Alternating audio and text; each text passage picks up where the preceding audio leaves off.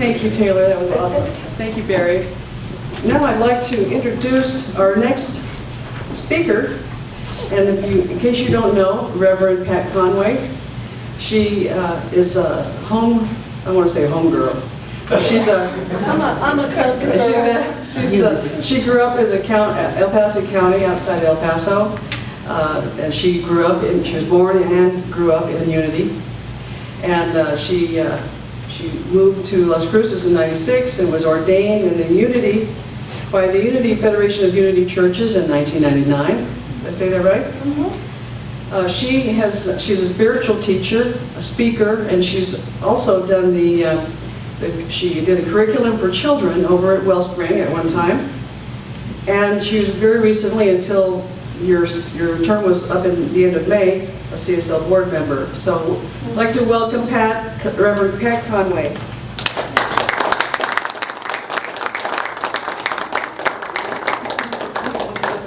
Oh, sorry, let's get another picture of you. All righty, here we go. Thank you. Let me just grab that. Okay. You want to point at people, this is the thing. If I do what with that? You like to point at people. This is the thing. Okay. It's too much power. This is a handy thing to have.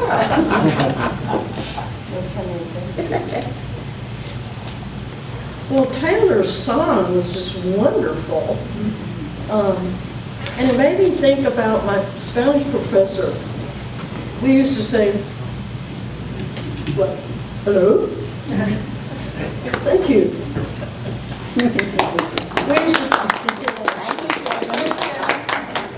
We used to tell our Spanish professor, gosh, we're never going to learn all this stuff.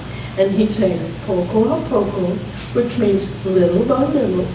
And so when she was singing brick by brick, it made me think of that. And I think that's a good motto for life, poco a poco, as we say in New Mexico. Well, my question to you all today is, who do you think you are?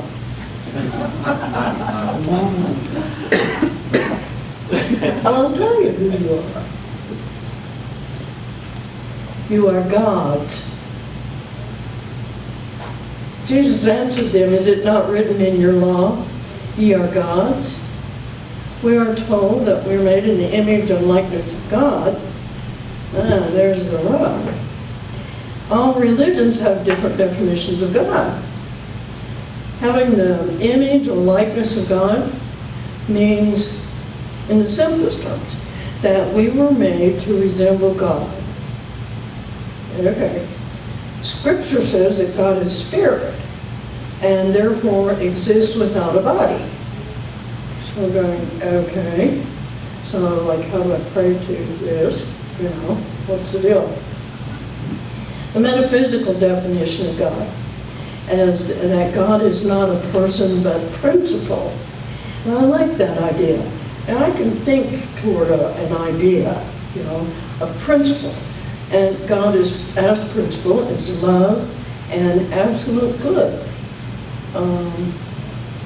expressed in all of creation. My friend Phil Hosford, who was a professor of chemistry at NMSU, called God EUF, which stands for Eternal Ubiquitous Energy Field. And I really like that, because that, I can kind of grasp that. EUF. It's sort of hard to say, you know,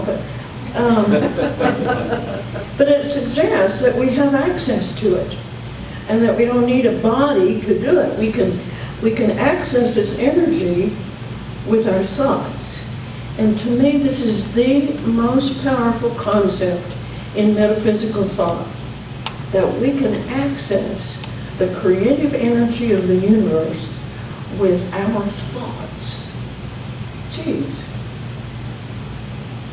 Well, like God, we're creative, right? Anytime anyone invents a machine, writes a book, paints a landscape, enjoys a symphony, calculates a sum, names a pet, sings a song, he or she is proclaiming the fact that we're made in God's image, or as I like to call it, the creative energy of the universe. To me, that I can access that. And I'm grateful that the metaphysicians came along when they did and started talking about God in this way. Because the traditional image of a guy on a throne up there somewhere, that was hard for most of us to take, you know. And so, okay, so we're creative, and like God, we are love. This reflects God's love. And of course, we can talk about love as, you know, compassion, kindness, affection. There's a definition: the unselfish, loyal and benevolent concern for the good of another. Okay. So every time anybody does anything kind or caring, they're demonstrating that we're like God. So if somebody gives you a hug and says, "Oh, I love you," that's God saying that to you. You know?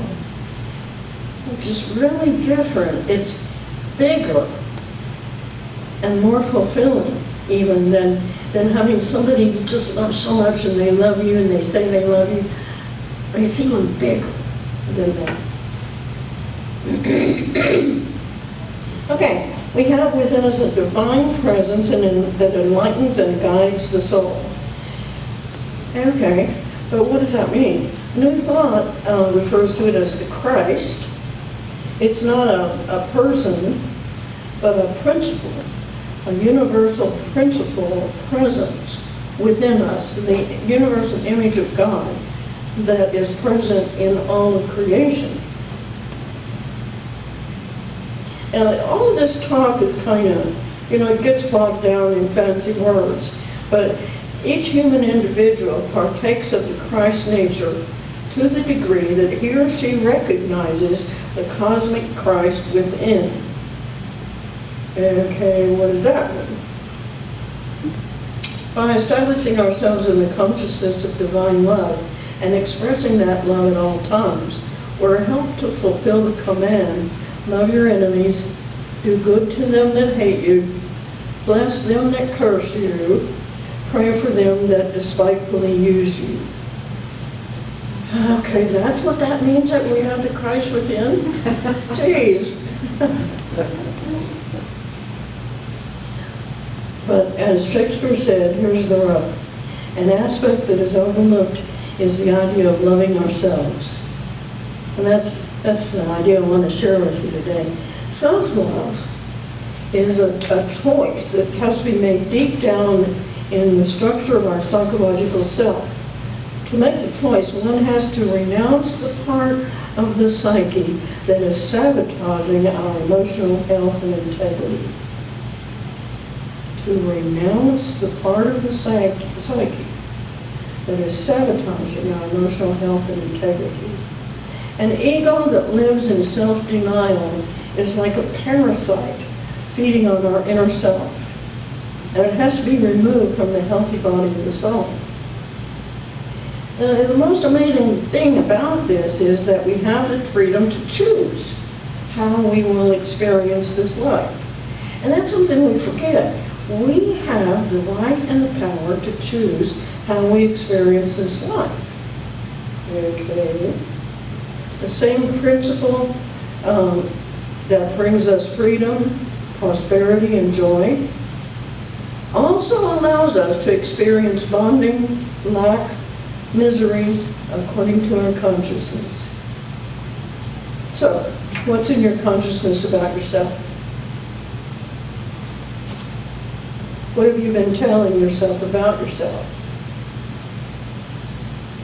Ernest Holmes wrote, "Never limit your view of life by any past experience."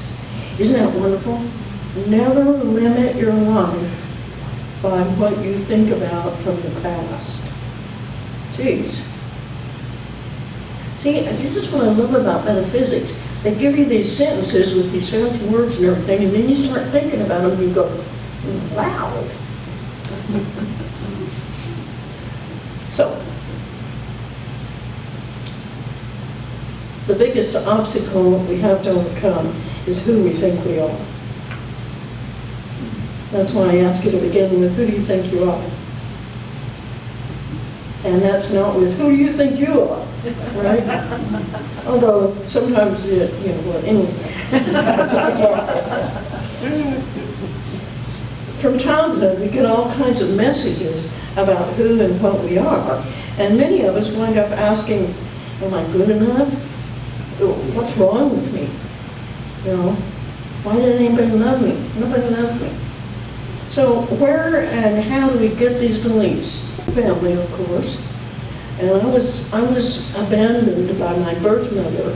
By the time I was 6 months old, I was in, what do you call it? The child services thing. What do you call it? Adoption? Yeah, well, anyway. Child Protective Services. Yeah, yeah. So for those first 6 months, I was thinking, well, what's wrong with me?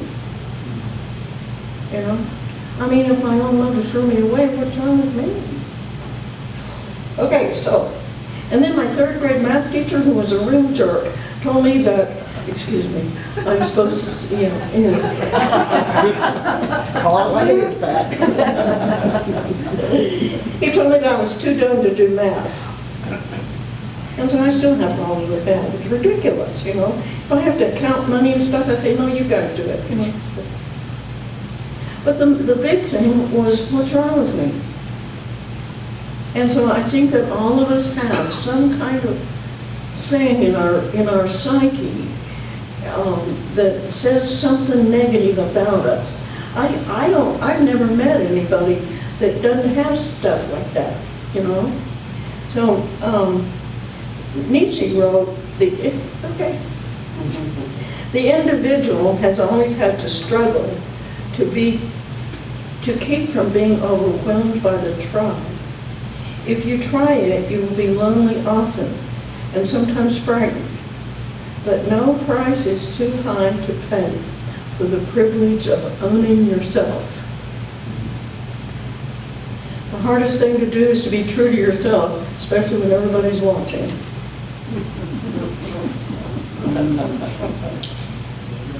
And all the things we're told about in our society, how we should look, what clothes we should wear, how our hair should look, what we should read, what kind of music we should like, what our politics should be, what our religion should be. I mean, we can go on and on and on. Our whole society is telling us all this stuff about how we ought to be. And if we don't reach those things, well, that eats away at our self-esteem. I love Deepak Chopra, and he said, what other people think of you is none of your business. If you start to make it your business, you'll be offended for the rest of your life. Isn't that great? I even do it with positive thinking. I'm a Unity minister, right? And then I get to worrying about things. I catch myself thinking negatively, and then I feel guilty. Well, because, I'm a minister and everything. I should be perfect. Oh. Of all the judgments that we experience, none is more important than the judgment we pass on ourselves. Other people can judge us, but it's what we take in and believe that's what really counts. And some part of us knows this. We know that more faithful by far than what others think of us is what we think of ourselves. And we kind of, somewhere deep inside, there's a voice of us that says, no, you're better than that. There's something good about you, that you're unique and special, And we go, that can't be true. Nothing is more common than to deny or avoid our doubts and fears. And see, that's the hard part. If I am willing fully to confront my self-esteem problems, to face and accept reality, I create the possibility of change and growth. If I deny my problems, I sentence myself to being stuck in the very pain I wish to escape. I don't wish to imply that if we only face all of our problems, solutions will always come easy. It won't come easy. His little fight, well, I'm talking to you too, you.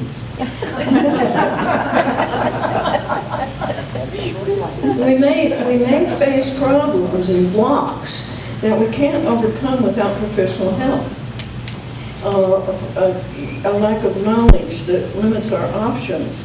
So I guess the main thing, and we're getting more and more of this to understand this in our culture today, there's no shame in asking for help. You know, to say, I gotta go talk to a professional about this. I don't know what's going on in my brain. You know, so that's a major thing. Decades ago, centuries ago, the idea of going to somebody and saying, help me solve this, you know, thank goodness we have guys like Freud and you know, those early fellows that started talking about the psyche. Anyway, it's safe to say that the way we respond to discomforting realities reveals a great deal about our deepest vision of who we are. How secure or insecure we feel. Our avoidance of confronting our deepest beliefs about ourselves reveals the fear and pain associated with those experiences. I must be really, like, magnetic, huh? Go away.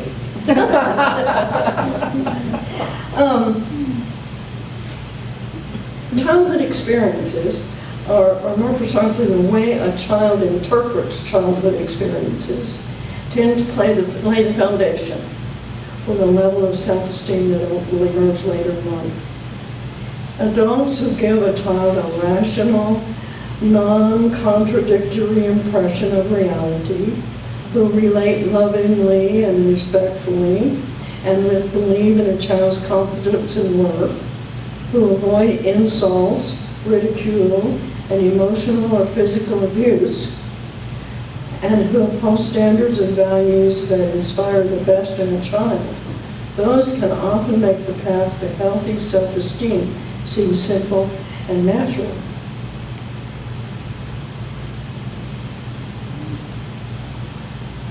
I can't read my notes. Oh. I saw this thing on television the other night about this 7-year-old kid that goes around to retirement communities, and what he does is hug people. He goes into these nursing homes and old folks' homes and stuff, and he goes up to the people and says, can I give you a hug? Well, no person in there has ever said no. You know, kid, this is 7 years old. Now, how does he know already to do that? Well, I got a theory about that. I think the kids coming in now are something. But can you imagine that, 7 years old, and he says to his mom and dad, I want to go hug people. Well, the other day, I guess it was yesterday, I was in Albertsons, and I was in the checkout line, and there was this really nice-looking black man ahead of me, young fellow, you know, and he was checking out something. I couldn't tell what it was. So I reached over and tapped him on the shoulder to ask him what that was. And he said, why are you touching me? And right away I said, I apologize. I didn't mean any offense. You know. But that kid had this dead steel look in his eyes. Well, now, what do you think he believed about himself and the world and life? You know? And so then we have to look at our fellow beings and say, geez, I don't know what he's been through, but I bless him, you know. But to imagine that you're a grown person, you're 25, whatever, and you are so freaked out that a little old lady tapping you on the shoulder freaks you out. Wow. Okay, I'm doing it. In psychotherapy, work with self-esteem may have to begin with healing childhood psychic wounds, breaking destructive patterns of behavior, dissolving blocks, or neutralizing anxiety. But although it can clear the ground, The elimination of negative does not produce self-esteem. Just as the absence of suffering does not equal the presence of happiness, so the absence of anxiety does not equal the presence of confidence. And so here's the deal. It's like we started out with brick by brick. Self-esteem is built over time by the practice of choosing consciousness rather than unconsciousness. Being awake, watching your step, seeing that when you're doing something, mean or stupid or whatever, you go, oh, there's that again. Wow, I left that behind me. Sometimes I get scared of being alone, and it comes up. I'm sitting there in my apartment and I'm by myself, and it comes up and I go, oh yeah, there's that again. I have friends, I have my little dog, and I have the presence of spirit within me. But to be able to see those things and know that they don't have any power over you anymore, that's the power right there, where you have that power over your past. Self-acceptance rather than self-disowning. I have a friend who was talking the other day, and she said, I'm ready to go. And the way she said it was like, geez, don't you have anything left to live for? I'm ready to go. Wow. I knew this lady named Janie, and she was 94 years old when I knew her. And she had traveled on all the continents on the planet except Antarctica. Okay? And so we took her to Bosque del Apache to watch the cranes going in, So we took her there, and we went out on this road real early in the morning, and we were walking along, and we could hear little chirpings and stuff along the way, And then it was like somebody somewhere said, okay guys, on the count of 3, 1, 2, 3. And all these cranes rose up in the sky, and Janie was absolutely transported. She was just, it was like, this lady's seen everything on the planet, and she was willing to experience this one fantastic moment at the age of 94. She wasn't through it, Gosh, I want to be like that, Okay, so self-responsibility rather than passivity, alibying, or blaming. It's pretty easy to say, well, if you hadn't done that, I'd be okay. Have you ever played that game? Is there anybody who has never played that game? Okay. Self-assertiveness rather than self-suppression, you can't just go around going, okay. You've got to say, hey, wait, I disagree with you. Instead of, I disagree with you. You know the difference there? Boy, somebody says that to me and I want to whack them.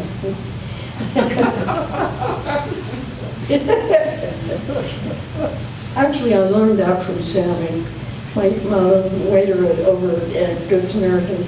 He used to tell me that I couldn't have what I would order on the menu. And I'd say, come on, Sammy, that's what I really want. And he'd say, no, can't have it. Please, Sammy, I'll do anything. No, sorry. Oh, come on, Sammy. And he would say, no, you can't have it. So then I'd say, well, I'll take this outside. And then he would say, Mama!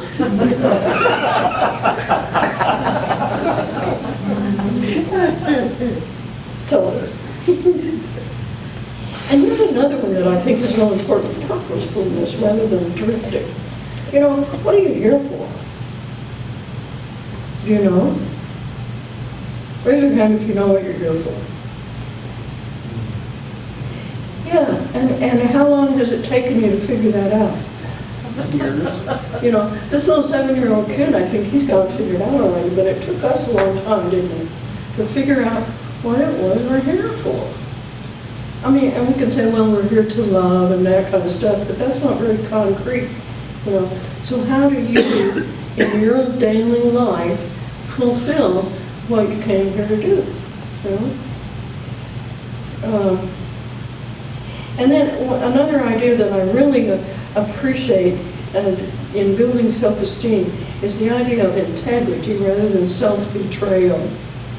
And I saw this movie some time ago called The Wife, and it was with Glenn Close, who played the wife of a man who won the Nobel Prize for Literature.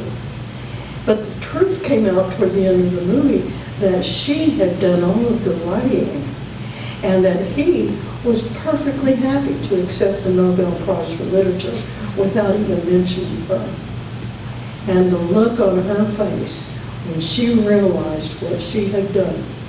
She had sold her soul so that this man would love her.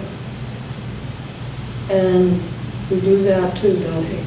And if you've ever sold your soul for something, get it back, forgive yourself, and move on. That was a wonderful movie, boy. Anyway. Oh, excuse me. Nathaniel Brandon calls what we just talked about the 6 pillars of self-esteem, and I call them practices because I want to stress the importance of consistency and discipline. So you go home tonight, you get mad at whoever's at home, and you yell and carry on like a fool. Well, what do you do then? You ask for forgiveness, you forgive yourself, and you go on. But if you got a choice. You could stay and stew in it where you can't even sleep, right? Or you say, well, okay, I goofed up, and I forgive myself, and I hope you'll forgive me, and, isn't that better than just, you can't even sleep, and then the next day you wake up and you feel terrible, and you go, I am such a terrible person, So, let me think here.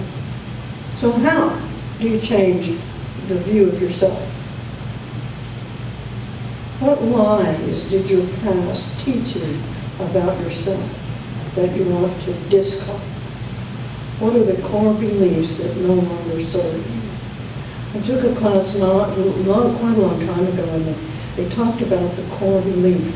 And I realized that my core belief was that there was something wrong with me. Well, when you can find that core belief, and I think it's like one thing, and it can be as simple as you're stupid, or you're ugly, or whatever. If you can have the courage to look into yourself, into your psyche, and find that core belief, the minute you find it and look at it, you go, well, shoot, that's not true. And that was what happened with me. I was walking across my living room about 15 years ago. I don't even know what I was thinking, and all of a sudden I stopped, and I thought, well, heck, there wasn't anything wrong with me. I was a baby. And it changed everything. It was incredible. And I give New Thought the gratitude for teaching me that I could be open to that, I don't know. See, if you can see it, then you can overcome it. It's like, that's really simple, but if you can see it, then you can step back from it. As long as you can't see it, you're in it, right? But you step back, whoa, see. For many of us, this is the hardest part, letting go of guilt and shame and fear and anger.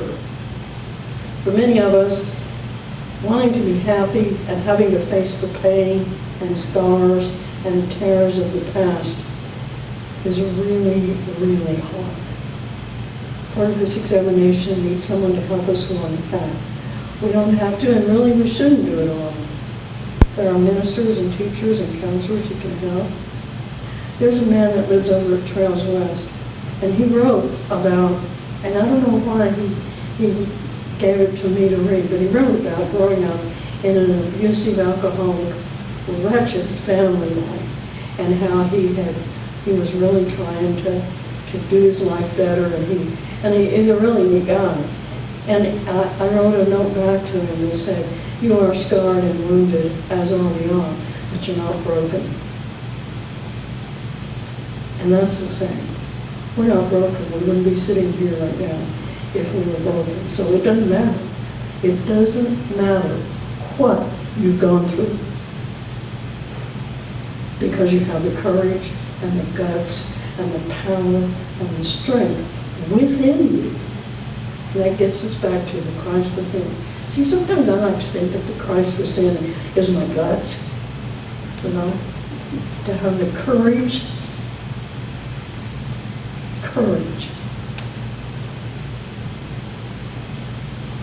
You ever been scared? Raise your hand if you've never been scared. Raise your hand if you've never been angry.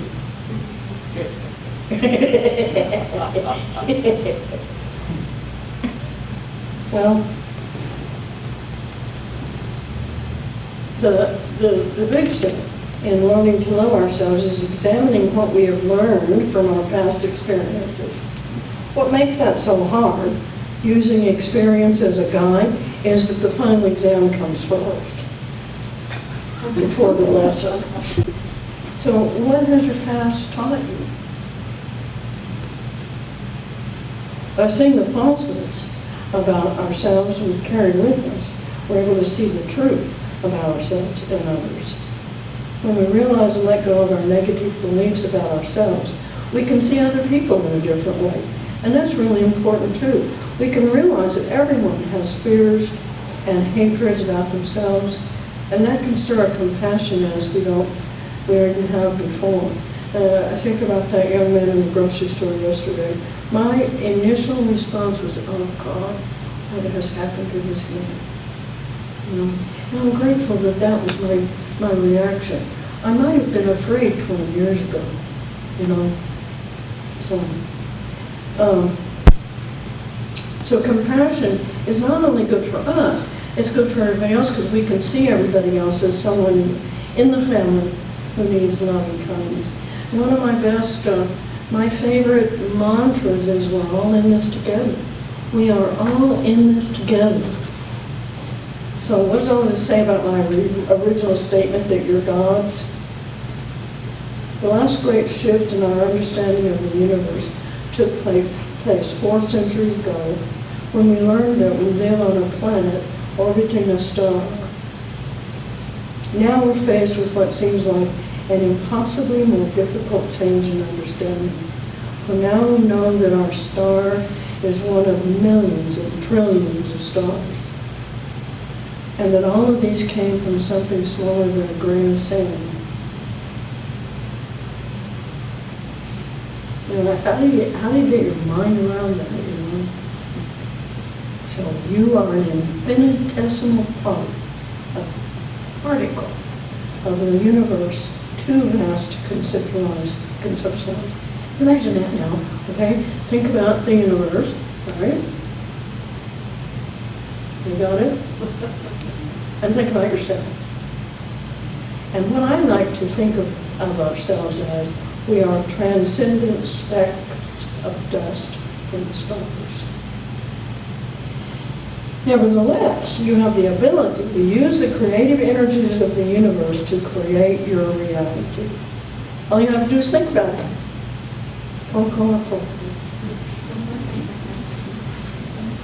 Thank you.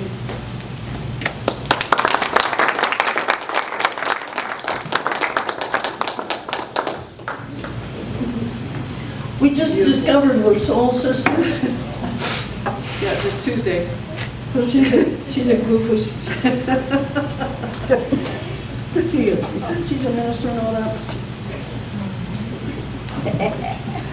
Thank you, Pat. It's so refreshing to hear The you greatest gift we have is the ability to laugh. Yes. Okay, I'll stop now. Okay, thank you so much. Thank you. Humor, we love it.